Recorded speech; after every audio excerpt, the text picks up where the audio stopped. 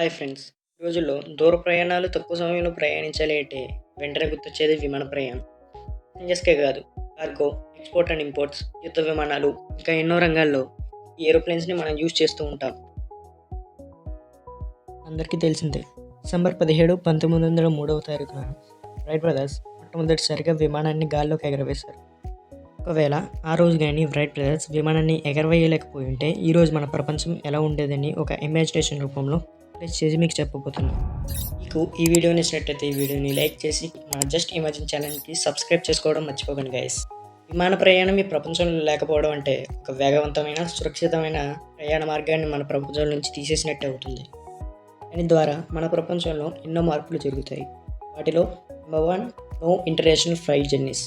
రోజుల్లో ట్రిప్స్కి లేదా బిజినెస్ మీటింగ్స్కి వేరే దేశాలకు వెళ్ళడం మామూలు అయిపోయింది. ఫ్లైట్స్ లేకపోయినా ప్రయాణం కుదురుతుంది, కానీ ఎక్కువ సమయం పడుతుంది. దీని ద్వారా టూరిజం సెక్టర్ కొలాప్స్ అవుద్ది. But development of the cruise ships and seaways. Flights లేకపోతే ఆబ్వియస్గా వేరే దేశాలకు ప్రయాణం చేయడానికి సీవేస్ని యూజ్ చేస్తాం. ద్వారా క్రూజ్ షిప్స్ డెవలప్ అయ్యేవి. దీనికి అడ్డంకులు లేకపోలేదు.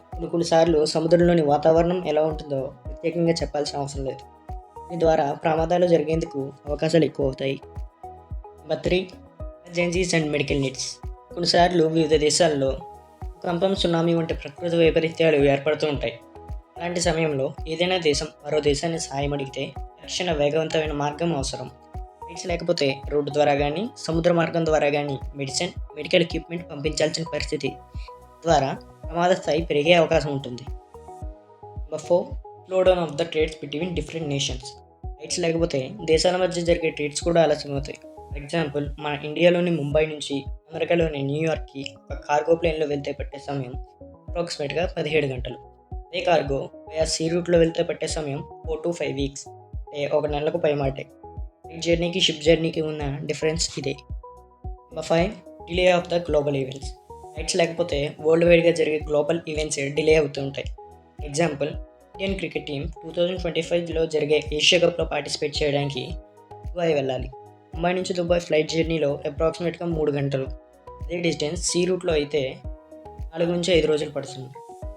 Number 6, development of the canals. సముద్ర మార్గంలో ప్రయాణించేటప్పుడు దూరాన్ని మరియు ఇంధనాన్ని తగ్గించేందుకు ఈ కెనాల్స్ని డెవలప్ చేస్తారు.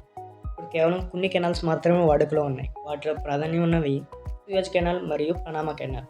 ఫ్లైట్స్ లేకపోతే సీ రూట్స్కి డిమాండ్ పెరుగుతుంది. తద్వారా ఇలాంటి మరిన్ని కెనాల్స్ డెవలప్ చేసేందుకు అవకాశం ఉంది. That's the video guys.